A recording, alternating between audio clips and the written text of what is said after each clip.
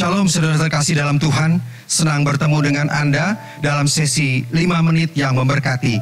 Saya David Panjaitan, topik kita kali ini adalah kunci sukses menurut firman Tuhan. Kita awali dengan membaca Matius 6 ayat 33. Tetapi carilah dahulu kerajaan Allah dan kebenarannya, maka semuanya itu akan ditambahkan kepadamu. Saudara terkasih dalam Tuhan, luar biasa firman ini, firman Tuhan kita ini yang kita sama-sama simak.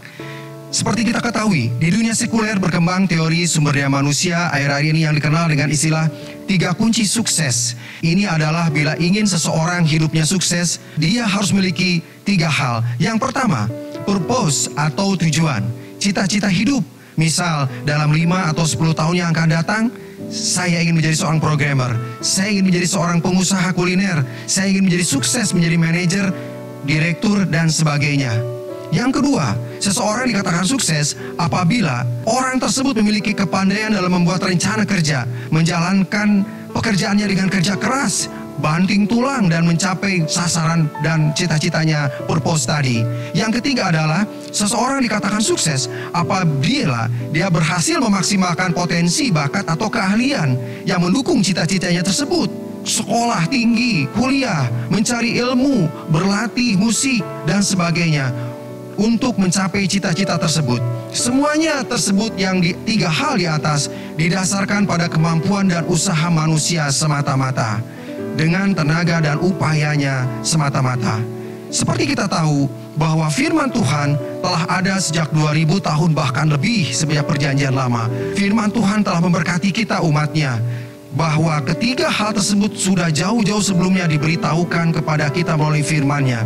Bagi anak Tuhan ini bukan suatu hal yang baru, bahwa bagi anak Tuhan kunci sukses adalah bila ketiga hal tersebut didasarkan pada, dilengkapi dengan rencana Allah dalam pengharapan, doa dan ucapan syukur, meminta hikmat Tuhan menuntun setiap rencananya. Dalam firman Tuhan dengan jelas diajarkan kepada kita bahwa purpose itu memang tidak dilarang oleh Tuhan. Tuhan tidak melarang kita memiliki cita-cita atau rencana. Namun Tuhan mengingatkan kepada kita, hendaknya semua rencana tersebut didasarkan pada kehendak Tuhan. Dalam doa dan ucapan syukur, Tuhan adalah penentu segala rencana kita, sehingga Dia akan menyampaikan hikmat-Nya bila kita hidup intim dan berkenan di dalam Tuhan. Carilah dahulu kerajaan Allah, maka semuanya itu akan ditambahkan kepadamu. Rancangan Tuhan adalah rancangan damai sejahtera. Rancangan Tuhan adalah masa depan yang cerah dan penuh harapan. Saudara terkasih dalam Tuhan, itu mengenai purpose. Apabila kita berbicara di dalam Tuhan, kita sebagai anak-anak Tuhan tentunya harus melandaskan semua cita-cita, harapan kita, target hidup kita kepada Tuhan. Kita bergantung sepenuhnya kepada Tuhan. Demikian juga dengan performance atau kerja keras.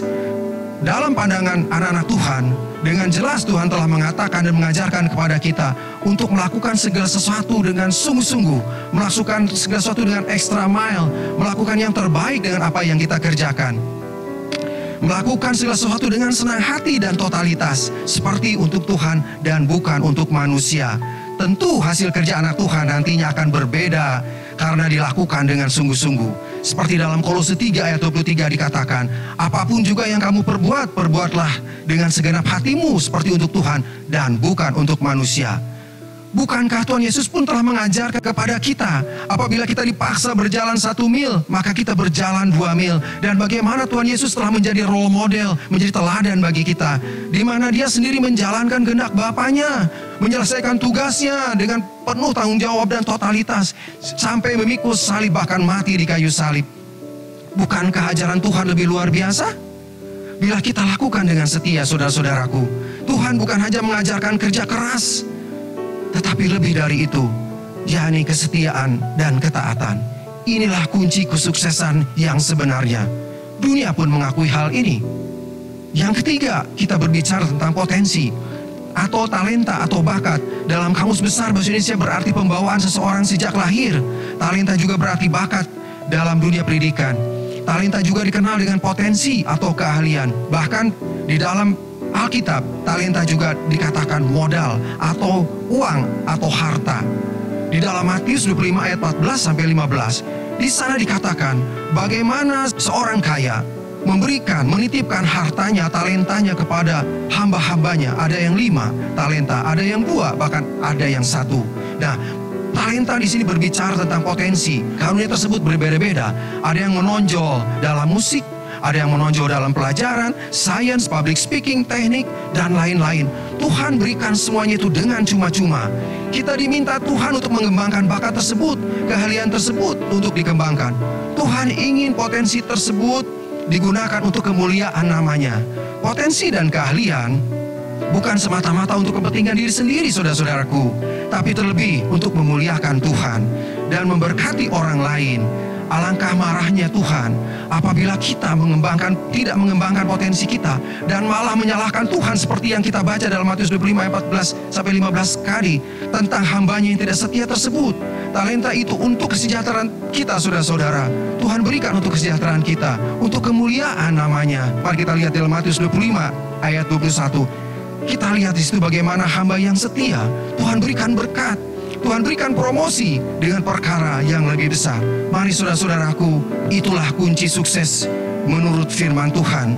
Demikianlah sharing kita firman hari ini. Kiranya Tuhan menyertai saudara sekalian. Haleluya, Tuhan Yesus memberkati.